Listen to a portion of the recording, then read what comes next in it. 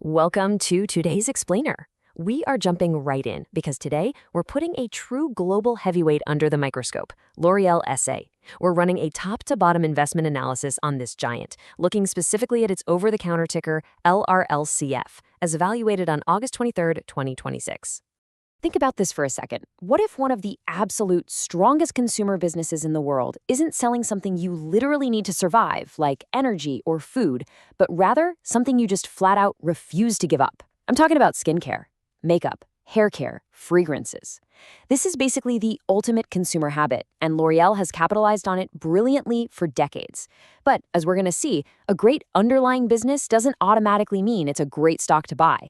Okay, let's dive into this. Our roadmap today covers 1. The global beauty empire. 2. The financial engine. 3. Markets, techs, and growth. 4. The valuation trap. 5. Risk and reward scorecards. And finally, 6. The final investment verdict. Starting things off with Section 1, the global beauty empire, L'Oreal's portfolio. It's honestly kind of mind-blowing when you look at the sheer scale and variety of what L'Oreal actually owns. Yes, the exact same company that makes your $8 drugstore Maybelline mascara is also making your $80 luxury Lancome night cream.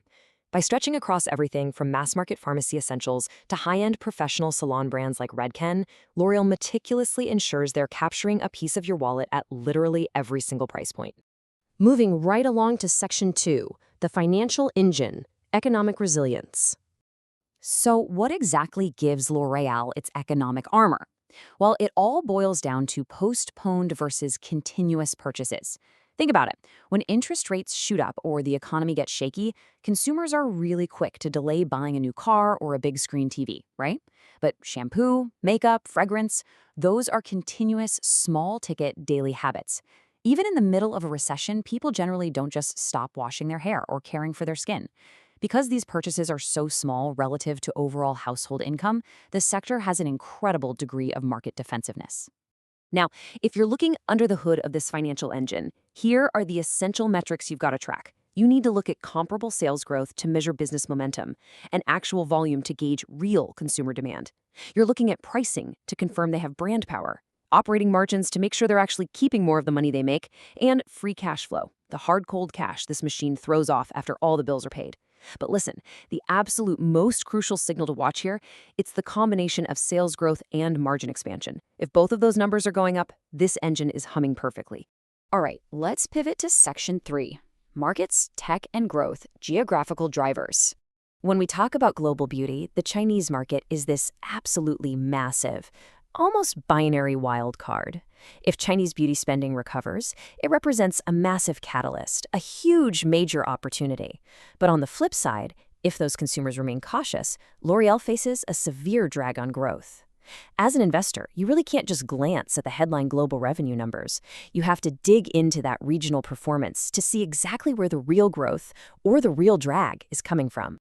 And shifting gears to the US, which is obviously another powerhouse market, American consumers are heavily driving growth in 3 main categories: skincare, premium beauty, and e-commerce alongside celebrity brands. What's super strategic here is L'Oreal's dermatological skincare line, which features names you probably know, like CeraVe and La Roche-Posay. These aren't just flashy influencer brands that come and go. They are literally recommended by doctors. That medical positioning builds fierce brand loyalty, allows for premium pricing, and brings in significantly higher margins just because consumers inherently trust the science. Now, we can't talk about growth these days without bringing up tech, right? Yes, L'Oreal is leaning into AI for product recommendations, digital ads, and beauty diagnostics. But let's be real for a second, L'Oreal is not an AI stock in the way an NVIDIA is. So the real question you have to ask yourself is, does this technology actively increase sales and expand margins? Because if it doesn't actually boost the bottom line, it's just a corporate buzzword. This brings us to a critical part of our analysis, Section 4, the valuation trap, the biggest danger. Here's where things get tricky. The market already knows L'Oreal is great. They know the brands are excellent, the margins are strong, and they have massive pricing power. Because of that, the market slaps a huge premium valuation on the stock. But here is the trap. Imagine the company's earnings grow by a really healthy 8%, but the market simply decides to pay a little less for those profits. Say the valuation multiple drops by 15%. The stock price will still decline. This is called multiple compression, and it can completely wipe out perfectly good underlying business growth. And that brings us to an absolute, unshakable rule. Price matters, period. A premium valuation requires absolute perfection from the company. If you run into a situation where sales growth starts to slow down even a little bit, but the valuation is still sky high, you are in the danger zone. This is the worst possible setup for a stock, and it's something anyone looking at investing in L'Oreal has to monitor constantly. Let's put this all together in Section 5, Risk and Reward Scorecards Weighing the Investment. So, looking at the risks, things like brand risk, balance sheet health, and dividend safety, those are incredibly low. The company is basically a fortress there.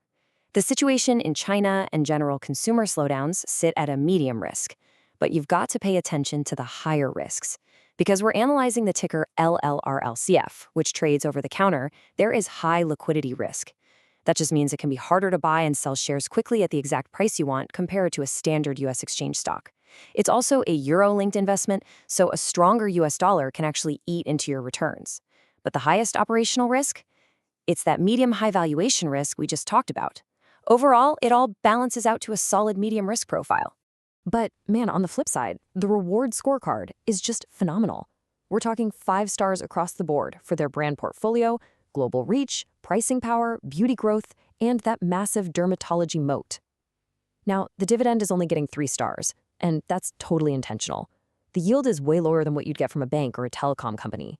You absolutely should not buy L'Oreal simply chasing a high dividend yield. But even with a 3-star rating on valuation and dividend, the immense underlying strength of this business commands a wildly impressive overall score of 9.0 out of 10. Make no mistake, this is a premier, world-class, long-term compounder. Which leads us to our conclusion, Section 6, the final investment verdict, actionable framework. All right, here is exactly how you might want to play this based on the fundamentals. You look to buy on a pullback. The dream setup is when this world-class company meets temporary market weakness, giving you a much more attractive valuation while their organic growth remains totally healthy. You hold if you're an existing investor as long as the brands are continuing to gain market share and margins remain strong. Remember, this is a long-term compounding machine, not a quick trade. You put it on watch if growth begins to slow down or if the valuation just gets highly excessive, and you sell or at least reduce your position if you see market share, earnings, margins, and free cash flow all starting to deteriorate together, especially if management repeatedly has to cut their guidance. At the end of the day, L'Oreal doesn't sell oil or semiconductors or build massive data centers. They sell something much simpler, but incredibly powerful: beauty. But remember this rule: a great company is not always a great buy at every single price. You really have to weigh the undeniable beauty of the business against the strict price of the stock. So the question you have to answer for yourself is this: are you willing to pay a premium for perfection today, or are you going to wait patiently for a crack in the foundation to buy in?